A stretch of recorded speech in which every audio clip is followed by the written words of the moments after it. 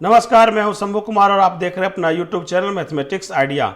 और आज हम लोग एनसीईआरटी मैथमेटिक्स बुक से क्लास 8 चैप्टर 5 वर्ग और वर्गमूल के अंतर्गत प्रश्नावली 5.2 के प्रश्नों को हल करेंगे। तो आइए हम लोग प्रश्न हल करते हैं। प्रश्नावली 5.2 पहला प्रश्न, निम्न संख्याओं का वर्ग ज्ञात कीजिए। पहला प्रश्न है 32, यानी हमें 32 का वर्ग ज्ञात करना है। इस पाठ के अंतर्गत यहाँ पर इकाई अंक और दहाई अंक का योगफल के रूप में हम लोग इसे हल करेंगे। तो इकाई का अंक 2 है और दहाई का अंक 3 है, यानी 30। इस प्रकार 32 को हम लोग 30 जोड़ 2 के रूप में लिख सकते हैं। इसका हमें वर्ग ज्ञात करना है। अब हम लोग इसे 2 बार गुना में लिख देते हैं। अब हम लोग 30 से 30 जोड़ 2 में गुना करते हैं, फिर प्लस 2 से 30 जोड़ 2 में गुना करेंगे। तो लिखेंगे 30 गुने 30 जोड़ 2 गुने 30 जोड़ 2। हल करते हैं। 30 गुने 30 900 हो जाएगा, जोड़ 30 गुने 2 60 हो जाएगा, जोड़ 2 गुने 30 60 हो जाएगा, जोड़ 2 गुने 2 4। इसे हम लोग हल करेंगे तो 900 जोड़ 124 योगफल करने पर 1024 प्राप्त होता है। इस प्रकार 32 का स्क्वायर 1024 प्राप्त हो चुका है। दूसरा प्रश्न है 35 का वर्ग ज्ञात करना है। तो 35 के वर्ग को हम लोग 2 तरीके से ज्ञात करते हैं। तो 5 का वर्ग 25 हो जाएगा और यहाँ पर 3 है तो 3 की अगली संख्या 4 होगी। 4 गुने 3 12। इस प्रकार 35 का वर्ग 1225 प्राप्त हो रहा है। अब हम लोग इसे योगफल के रूप में ज्ञात करते हैं। तो इकाई अंक 5 है, दहाई अंक 3 है तो 30 हो जाएगा। इस प्रकार 35 को हम लोग 30 जोड़ 5 के योगफल के रूप में लिखेंगे। इसका वर्ग कर देंगे। अब यहाँ पर वर्ग है तो इसे 2 बार गुना में लिख देते हैं।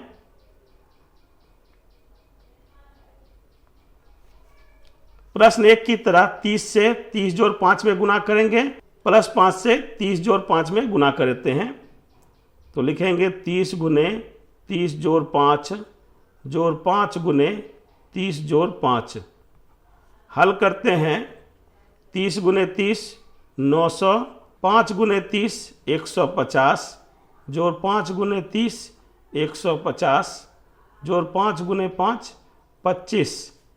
बड़ी संख्या को वैसे ही लिख देते हैं, छोटी संख्या को योगफल करते हैं। 150 150 300, जोड़ 25 325 हो जाएगा। योग ज्ञात करते हैं। 9 3 12 1225 हो जाएगा। इस प्रकार 35 का वर्ग 1225 ज्ञात हो चुका है। यह हमारा उत्तर हो जाएगा। तीसरा प्रश्न है 86 का वर्ग। 86 में इकाई अंक 6 है और दहाई अंक 8 है तो 80 हो जाएगा। इस प्रकार 86 को 80 जोड़ 6 के रूप में लिख सकते हैं। इसका वर्ग कर देते हैं। अब यहाँ वर्ग है तो इसे 2 बार गुना में लिख देंगे। 80 जोड़ 6 गुने 80 जोड़ 6। हम लोग इसे गुना करते हैं। 80 से 80 जोड़ 6 में गुना करेंगे और प्लस 6 से 80 जोड़ 6 में गुना करते हैं। गुना करेंगे 8 गुने 8 64 6400 हो जाएगा। 8 गुने 6 48 480 प्लस 8 गुने 6 48 480 जोड़ 6 गुने 6 36 हो जाएगा। योगफल ज्ञात करेंगे तो बड़ी संख्या को वैसे के वैसे लिख देते हैं। 6400 जोड़ते हैं 6 3 8 11 8 19 का 9 4 4 8 1 9। योगफल ज्ञात करेंगे तो 96 हो जाएगा और 9 4 13 6 1 7। इस प्रकार 7396 इस प्रकार 7396 86 का वर्ग प्राप्त हो रहा है। तो यह हमारा उत्तर हो जाएगा। चौथा प्रश्न 93 का वर्ग ज्ञात करना है। इकाई अंक 3 है और दहाई अंक 9 है। तो 90 जोड़ 3 के योगफल के रूप में 93 को लिखेंगे। इसका वर्ग कर देते हैं। अब यहाँ पर पावर 2 है तो इसे 2 बार गुना में लिख देंगे। 90 से 90 जोड़ 3 में गुना करेंगे और प्लस 3 से 90 जोड़ 3 में गुना करते हैं तो लिखेंगे 90 गुना 90 जोड़ 3 गुना 90 जोड़ 3। हल करेंगे 9 गुने 9 81, 8100 जोड़ 3 गुने 9 27, 270 जोड़ 3 गुने 9 270 जोड़ 3 गुने 3 9 हो जाएगा। 8100 बड़ी संख्या है तो वैसे लिख देते हैं।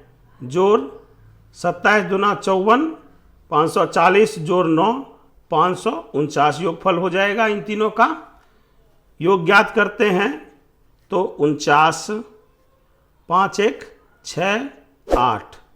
इस प्रकार 8649 93 का वर्ग ज्ञात हो रहा है। तो यह हमारा उत्तर हो जाएगा।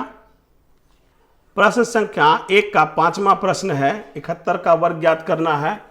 तो इकाई अंक 1 है और दहाई अंक 7 है तो 70 हो जाएगा।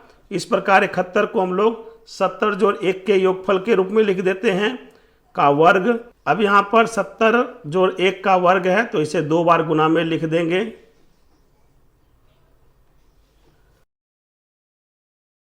लोग 70 से 70 जोड़ 1 में गुना करेंगे और जोड़ 1 से 70 जोड़ 1 में गुना करते हैं तो लिखेंगे 70 गुने 70 जोड़ 1 जोड़ 1 गुने 70 जोड़ 1। हल करते हैं 7 गुने 7 49, 4900 जोड़ 70 गुने 1 70 जोड़ 1 गुने 70 70 जोड़ 1 गुने 1 1। बड़ी संख्या को ऐसे लिख देते हैं 4900 जोड़ 7 7 14 141 हो जाएगा। योगफल करेंगे तो 5041। इस प्रकार 71 का वर्ग 5041 प्राप्त हो रहा है। तो यह हमारा उत्तर हो जाएगा। छठा प्रश्न 46 का वर्ग हमें ज्ञात करना है। तो इकाई अंक 6 है और दहाई अंक 4 है। तो हम लोग 40 जोड़ 6 के योगफल के रूप में लिखेंगे का वर्ग। 40 जोड़ 6 की घात 2 है तो इसे 2 बार गुणनफल के रूप में लिखते हैं। अब हम लोग 40 से 40 जोड़ 6 में गुना करेंगे और प्लस 6 से 40 जोड़ 6 में गुना करेंगे तो लिखेंगे 40 गुने 40 जोड़ 6 गुने 40 जोड़ 6।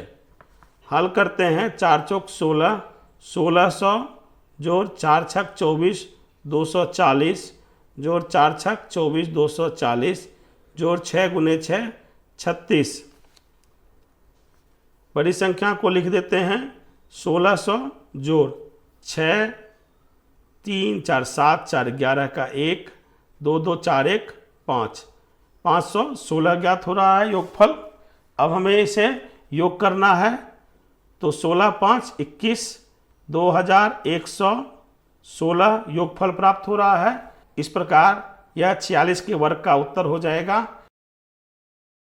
इस प्रकार प्रश्न संख्या 1 हल हो चुका है। अब हम लोग प्रश्न संख्या 2 हल करेंगे। यहाँ मैंने अपने चैनल का QR कोड दे रखा है। इसे आप लोग स्क्रीनशॉट ले लेंगे और अपने इष्ट मित्रों के साथ शेयर कर सकते हैं।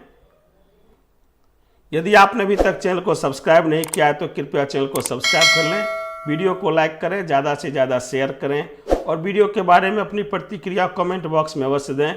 प्रश्न संख्या 2 पाइथागोरस त्रिक लिखिए जिसका एक सदस्य है। पहला प्रश्न है 6। तो पहले हम लोग पाइथागोरस त्रिक को जानते हैं, उसके बाद प्रश्न संख्या 2 को हल करेंगे।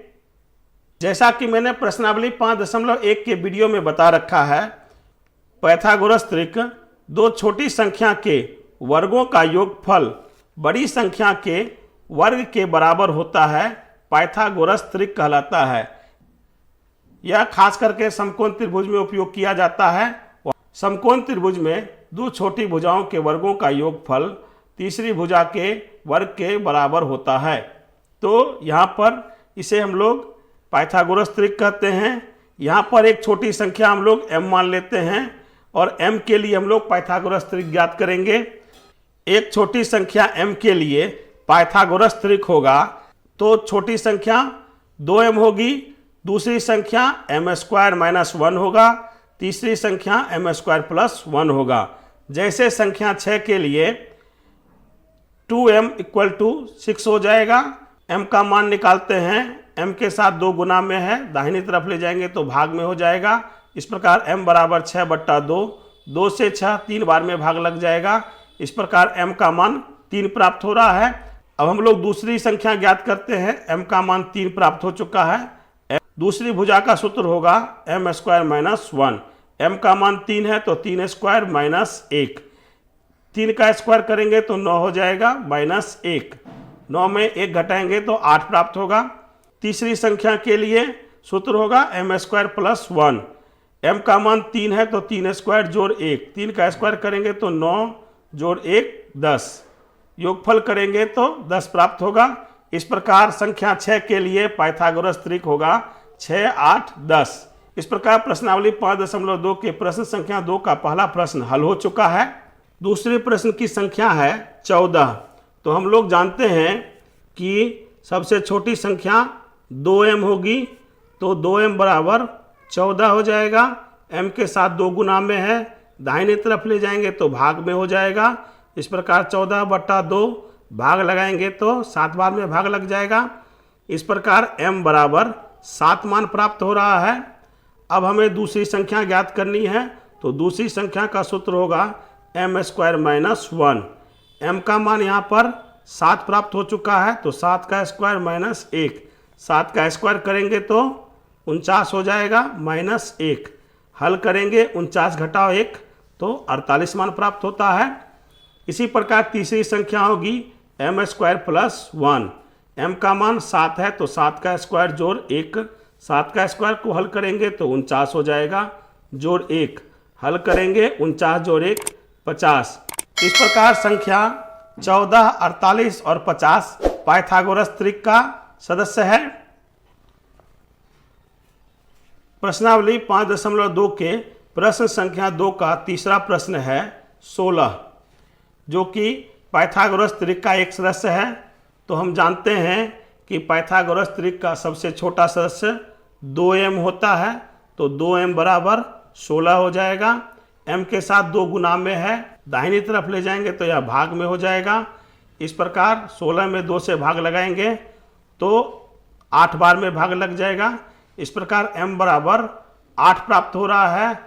अब हम दूसरा सदस्य ज्ञात करते हैं तो दूसरा सदस्य का सूत्र होगा m² - 1।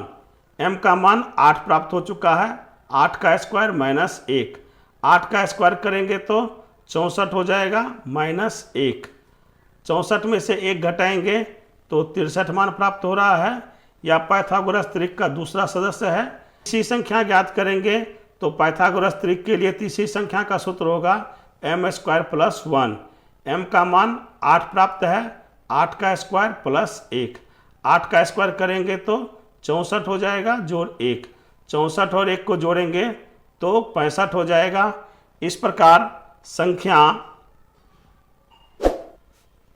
16, 63 और 65 पाइथागोरस त्रिक का सदस्य होगा। तो यह हमारा उत्तर हो जाएगा। दूसरा का चौथा प्रश्न 18 है, जो कि पाइथागोरस त्रिक का एक सदस्य है। तो सबसे छोटा सदस्य होने के नाते 2m = 18 मान लेते हैं। m के साथ 2 गुना में है, दाहिनी तरफ ले जाएंगे तो यह भाग में हो जाएगा। इस प्रकार 18/2 होगा, 2 से 18 में भाग लगाएंगे 9 बार में भाग लग जाएगा। इस प्रकार m का मान 9 प्राप्त हो रहा है। अब हम लोग पाइथागोरस का दूसरा सदस्य ज्ञात करेंगे तो दूसरा सदस्य अंक होगा m² - 1। m का मान 9 ज्ञात है, 9 का स्क्वायर -1, 9 का वर्ग करेंगे तो 81 हो जाएगा -1, 81 में से 1 घटाएंगे तो 80 प्राप्त होता है। इस प्रकार पाइथागोरस त्रिक का दूसरा सदस्य 80 ज्ञात हो चुका है। अब हम लोग तीसरा सदस्य ज्ञात करते हैं। तीसरा सदस्य का सूत्र होगा m² प्लस 1। m का मान 9 ज्ञात है, 9 का वर्ग जोड़ 1। 9 का वर्ग करेंगे तो 81 हो जाएगा, जोड़ 1। 81 और 1 को जोड़ेंगे तो 82 प्राप्त हो रहा है। इस प्रकार पाइथागोरस त्रिक की संख्याएं हैं 18, 80, 82। यह हमारा उत्तर हो जाएगा। इस प्रकार प्रश्न संख्या 2 हल हो चुका है। प्रश्नावली 5.2 के सभी प्रश्नों का उत्तर ज्ञात हो चुका है। आशा करता हूं कि आप लोग प्रश्नावली 5.2 को अच्छी तरीके से समझ चुके होंगे। यदि आपने अभी तक चैनल को सब्सक्राइब नहीं किया है तो कृपया चैनल को सब्सक्राइब कर लें, वीडियो को लाइक करें, ज़्यादा से ज़्यादा शेयर करें और वीडियो के बारे में अपनी प्रतिक्रिया कमेंट बॉक्स में अवश्य दें। धन्यवाद।